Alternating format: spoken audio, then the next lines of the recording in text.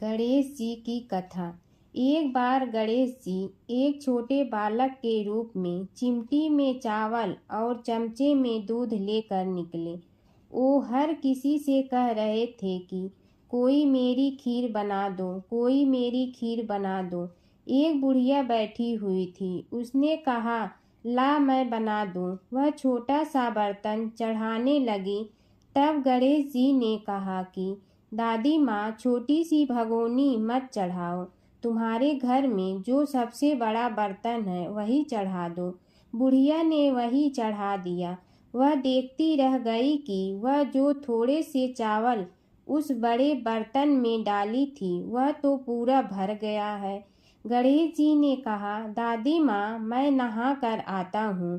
खीर तैयार हो गई हो तो बुढ़िया के पोते पोती खीर खाने के लिए रोने लगे। बुढ़िया ने कहा, गणेश जी, तेरे भोग लगाना कहकर चूल्हे में थोड़ी सी खीर डाली और कटोरी भर भर कर बच्चों को दे दी। बुढ़िया की पड़ोसन ऊपर से देख रही थी, तो बुढ़िया ने सोचा यह चुगली कर देगी, तो एक कटोरा भर कर उसे भी पकड़ा दिया। बेटे की बहू ने चुपके से एक कटोरा खीर खाई और कटोरा चक्की के नीचे छुपा दिया। अभी भी गणेश जी नहीं आए थे। बुढ़िया को भी भूख लग रही थी। वह भी एक कटोरा खीर खाकर किवाड़ के पीछे बैठकर एक बार फिर कहा कि गणेश जी, आपके भोग लगे कहकर खाना शुरू कर दिया। तभी गणेश जी आ गए। बुढ़िया ने कहा, आ जा रे गणेशिया, खीर खा ले, मैं तो तेरी ही राह देख रही थी। गणेश जी ने कहा, दादी माँ, मैंने तो खीर पहले ही खा ली। बुढ़िया ने कहा, कब खाई? गणेश जी ने कहा, जब तेरे पोते पोती ने खाई तब खाई थी, जब तेरी पड़ोसन ने खाई तब खाई थी, और जब तेरी बहू ने खाई तब भी खाई थी, और जब तूने खाई तो मेरा पेट पूरा ही भर गया। बुढ़िया ने कहा, बेटा, और सारी बात तो सोच, पर बहू बेचारी का तो नाम मत लो। वह तो सुबह से काम में लग रही है, उसने फिर खीर कब खाई? गणेश जी ने कहा, चाकी के नीचे देख, झूठा कटोरा पड़ा है, और तूने तो मेरे भोग तो लगाया, वह तो वैसे ही खा गई। बुढ़िया ने कहा, बेटा, घर की बात है, घर में ही रहने दो। अब बताओ, बची हुई खीर का क्या करूं? गणेश जी ने कहा, नगरी जी जीमा दो। बुढ़िया ने पूरी नगरी जिलवा दी, फिर भी बर्तन पूरा ही भरा था। राजा को पता लगा तो बुढ़िया को बुलाया और कहा, क्यों रे बुढ़िया, ऐसा बर्तन तेरे घर पर सोवे अच्छा लगे या हमारे घर पर सोवे? बुढ़िया ने कहा, राजा जी आप ले लो। राजा जी ने खीर का बर्तन महल में मंगा लिया। लाते ही खीर में कीड़े मकोड़े बिच्छू हो गए और दुर्गंध आने लगी।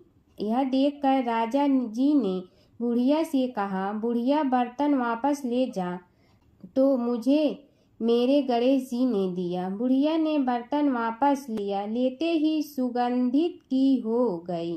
घर आकर बुढ़िया ने गणेश जी से कहा, बची हुई खीर का क्या करें?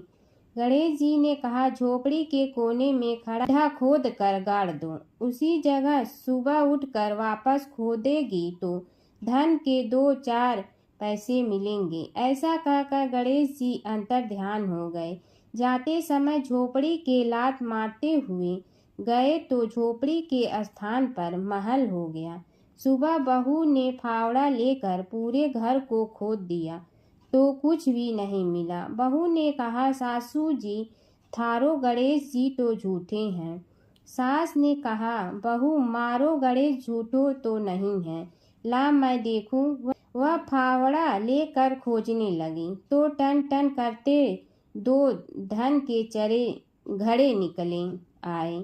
बहू ने कहा, सासू जी, गणेश जी तो साचो ही हैं। सास ने कहा, गणेश जी तो भावनाओं का भूखा है। यह गणेश जी जैसा आपने बुढ़िया को दिया वैसा सबको देना। गणेश और बुढ़िया माई की कथा। एक बुढ़िया थी, वह बहुत ही गरीब और दृष्टिहीन थी। उसके एक बेटा और बहू थे। वह बुढ़िया सदैव गणेश जी की पूजा किया करती थी। एक दिन गणेश जी प्रकट होकर उस बुढ़िया से बोले, बुढ़िया माँ, तू जो चाहे सो मांग ले। बुढ़िया बोली, मुझे तो मांगना नहीं आता, कैसे और क्या मांगूं। तब गणेश जी बोले, अपने बहू बेटे से पूछ कर मांग ले।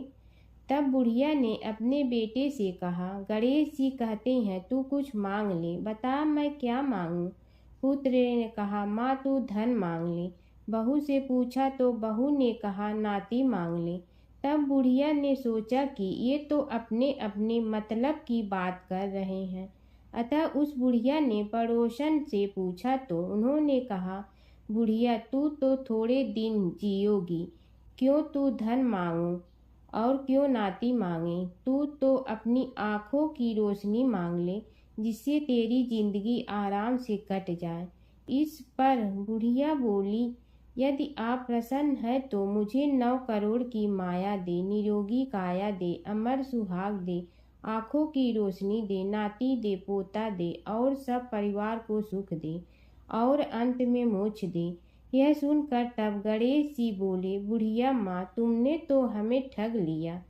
फिर भी जो तूने मांगा है वचन के अनुसार सब तुझे मिलेगा। और यह कहकर गणेश जी अंतर ध्यान हो गए। उधर बुढ़िया माँ ने जो कुछ मांगा वह सब कुछ मिल गया। हे गणेश जी महाराज, जैसे तुमने उस बुढ़िया माँ को सब कुछ दिया वैसे ही सबको देना। हर व्रत कथा के साथ पढ़ी और सुनी जाने वाली लपसी तपसी की यह कहानी। एक लपसी था, एक तपसी था। तपसी हमेशा भगवान की तपस्या में लीन रहता था। लपसी रोजाना 1.25 सेर की लपसी बनाकर भगवान का भोग लगाकर जीम लेता था। एक दिन दोनों लड़ने लगे। तपसी बोला, मैं रोज भगवान की तपस्या करता हूँ, इसलिए मैं बड़ा हूँ। लपसी बोला, मैं रोज भगवान को 1.25 सेर लपसी का भोग लगाता हूँ, इसलिए मैं बड़ा हूँ।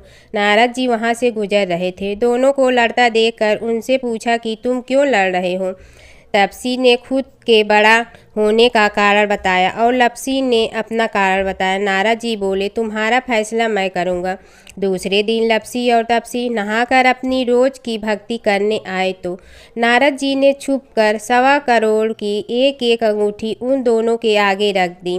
तपसी की नज़र उस अंगूठी पर पड़ी जो उसने चुपचाप अंगूठी उठाकर अपने नीचे दबा ली। तब लपसी की नज़र अंगूठी पर पड़ी, लेकिन उसने ध्यान नहीं दिया। भगवान को भोग लगाकर लपसी खाना खाने लगा।